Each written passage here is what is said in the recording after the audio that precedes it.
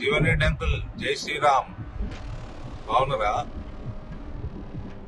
ఏదో నాకు అహంకారం అని మీ తమ్ముడు ఏదో ప్యాంప్లెట్ వంచి చేపించి ఏదో వంచిపించిండట.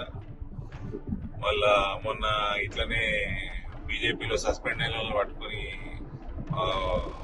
నా టెస్ట్ బొమ్మ తలగబెట్టించిన వాళ్ళకి పోలీస్ కేసులు కాకుండా చూస్తా అని చెప్పిండట.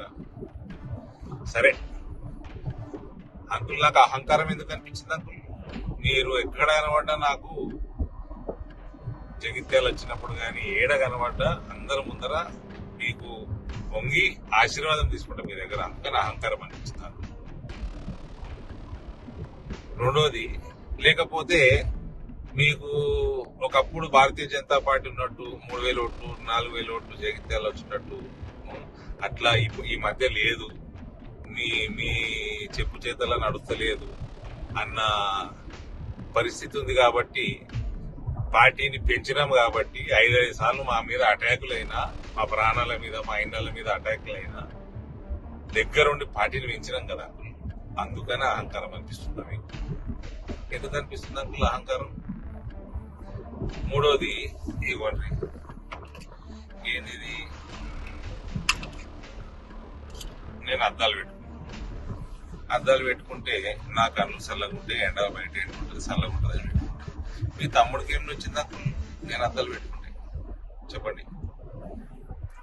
అయినా మీరు 2014లో నాకు గుర్తున్నది, మీ ప్రియమిత్రుడు డి శ్రీనివాస్ కొడుకుని నేను అప్పట్లో రాజకీయాల్లో కూడా లేకుంటే లాస్ట్ ఎలక్షన్ అని నిలబడతా అన్నారు.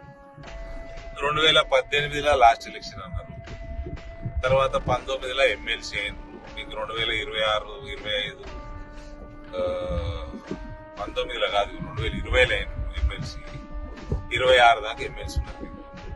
తర్వాత 2023లో మళ్ళీ ఎమ్మెల్యే లాస్ట్ ఎలక్షన్ అన్నారు. గెలిస్తే మంత్రి వేద్దాం అనుకున్నారు. కానీ జగిత్యాల ప్రజలు మిమ్మల్ని మళ్ళా 18లో 60,000తోటి, 23లో 20,000తోటి మీరు మిమ్మల్ని ఓడించారు. ఇప్పుడు మళ్ళా ఎంపీ నిలబడతా అంటున్నారు. మళ్ళీ లాస్ట్ ఎలక్షనే అంటారు మీరు. అంటే మీరు మీ పార్టీ మీ ఇష్టం, కానీ నాకు ఒక కథ యాదికి వచ్చింది. కథ కాదు, నిజమే ఇది. లాలూ ప్రసాద్ యాదవ్ గారు రైల్వే మంత్రిగా ఉండే. రైల్వే మంత్రిగా ఉన్నప్పుడు ఆ టైంలల్లా 90లలో మళ్ళా ఆయన మంత్రిగా ఉన్నప్పుడు నేషనల్ ఫ్రంట్ గవర్నమెంట్, తర్వాత యూపీఏ గవర్నమెంట్ లో వివిధ పోర్ట్ఫోలియోలలో ఒకసారి రైల్వేస్ చేసేటట్టు డేట్ కరెక్ట్ లేదు. కానీ అప్పట్లో బాగా దొంగతనాలు అవు రైళ్లలో. అయితే రైల్వే ఆఫీసర్లందరూ రైల్వే మినిస్టర్ లాలూ ప్రసాద్ యాదవ్ దగ్గర పోయినట. పోయి, సార్ ఈ పలానా స్టేషన్ లా ఎప్పుడు వచ్చి బండి నిలబడ్డా లాస్ట్ బోగిలా దొంగలు పడుతున్నారు సార్, దొంగలు పడి దోసుకుంటున్నారు, ఎప్పుడు లాస్ట్ బోగి టార్గెట్ చేస్తున్నారు.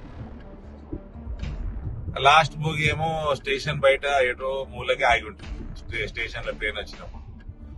వీళ్ళు స్టేషన్ లో ఉన్న స్టేషన్ మాస్టర్ పోలీసు వాళ్ళని తీసుకుని ఉరికే వరకు ఆ దొంగలు వారిపోతున్నాడు. అంటే లాలూ ప్రసాద్ అన్నమాట, ఇంత పంచాయతీ ఎందుకే, గమ్మున లాస్ట్ బోగి తీసేది అయిపోతుంది కదా అన్నాడు. గట్ల ఉంది పరిస్థితి.